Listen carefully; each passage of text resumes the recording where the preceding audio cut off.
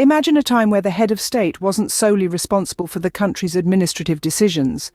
Surprisingly, this was the case during the German Empire. In this unique period of history, it wasn't just the Kaiser, the German emperor, who held the reins of power.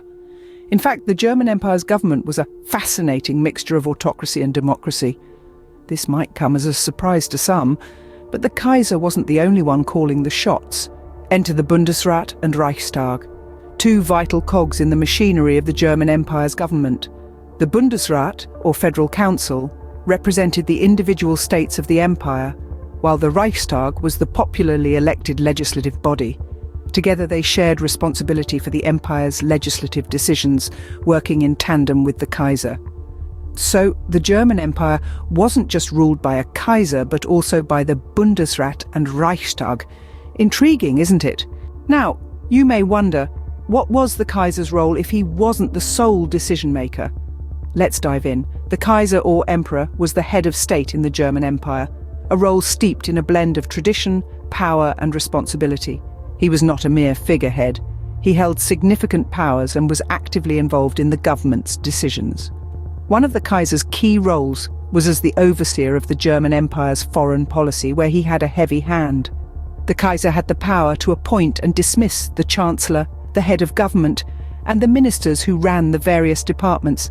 He also held the power to dissolve the Reichstag, the lower house of the German legislature, and call for new elections. Yes, quite a lot of power for one individual, isn't it? However, it's crucial to remember that the Kaiser's powers were not absolute. He was not the sole decision-maker, and he couldn't just make laws on a whim.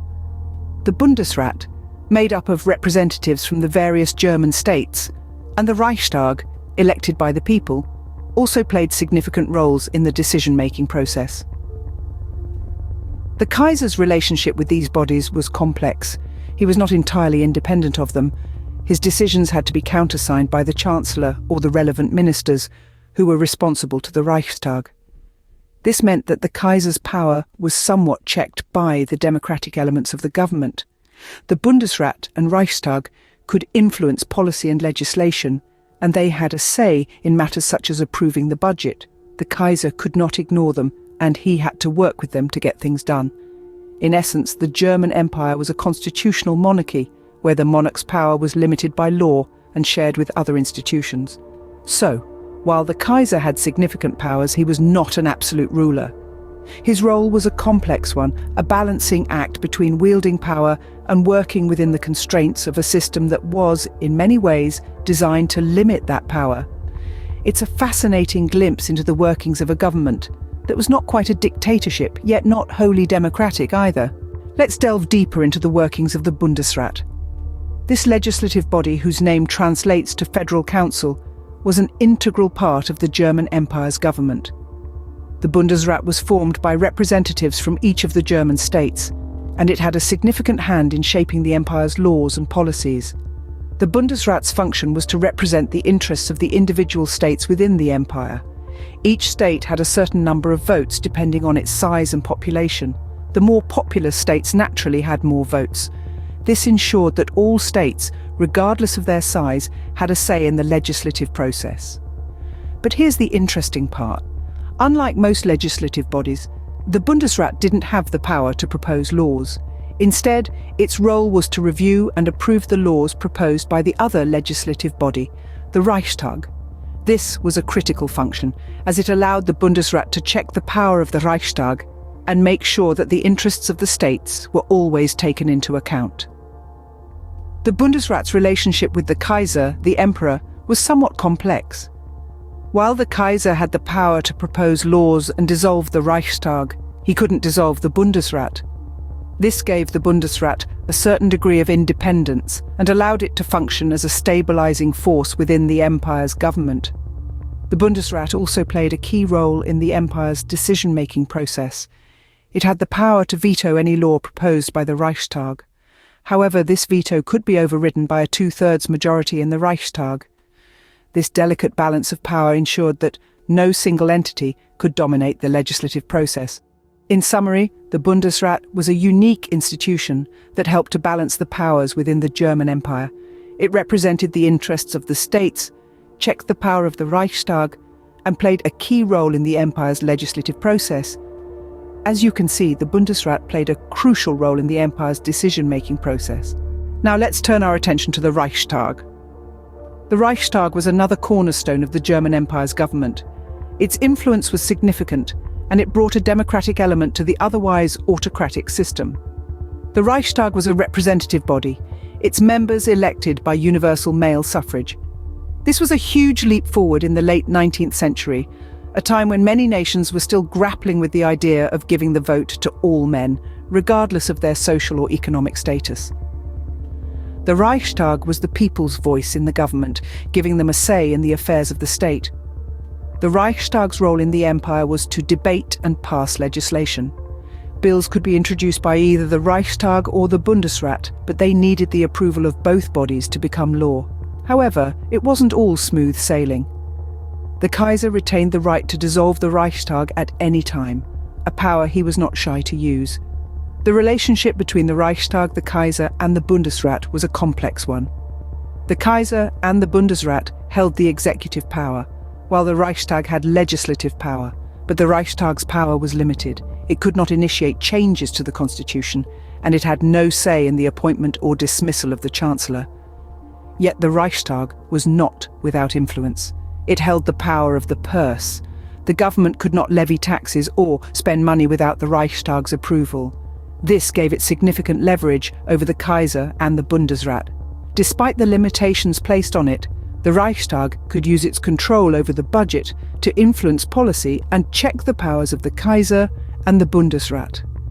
The Reichstag, therefore, held significant power in the German Empire's government, further complicating the power dynamics.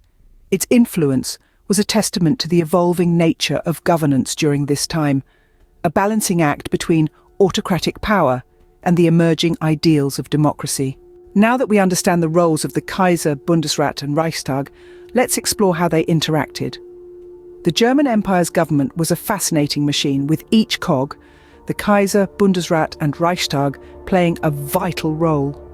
This was not a simple hierarchy, but rather a complex web of power dynamics. The Kaiser, as the emperor, held a significant amount of authority. He was the supreme warlord of the German armed forces and had the power to appoint and dismiss the Chancellor. However, his decisions were not made in a vacuum. The Bundesrat and Reichstag had their own spheres of influence.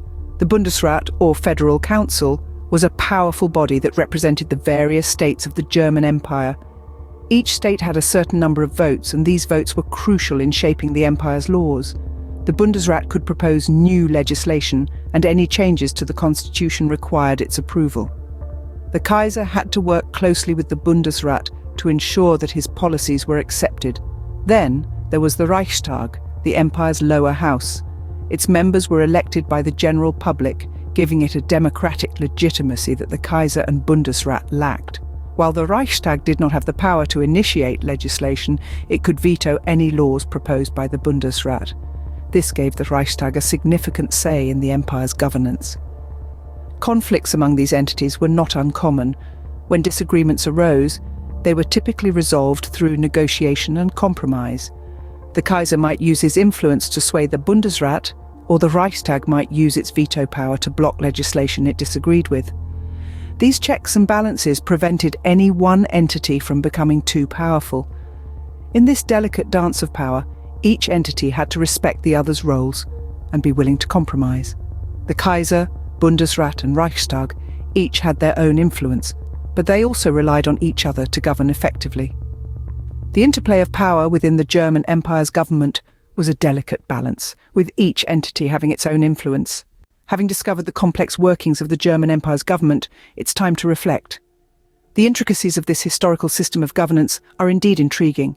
As we delve deeper, we find a fascinating mix of power dynamics, where the Kaiser, Bundesrat and Reichstag all had their unique roles, yet no single entity held absolute control. This delicate balance of power was the cornerstone of the empire's government, a system so different from many of the governments we see today. In our modern world, we often see a clear hierarchy, a top-down approach. But in the German Empire, power was not concentrated in one place. It was distributed, shared, and often negotiated.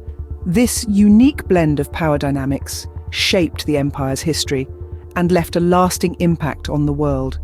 As we reflect on the German Empire's government, we realise that it was a fascinating mix of power dynamics where no single entity held absolute control. Quite a contrast to many of today's governments, wouldn't you agree?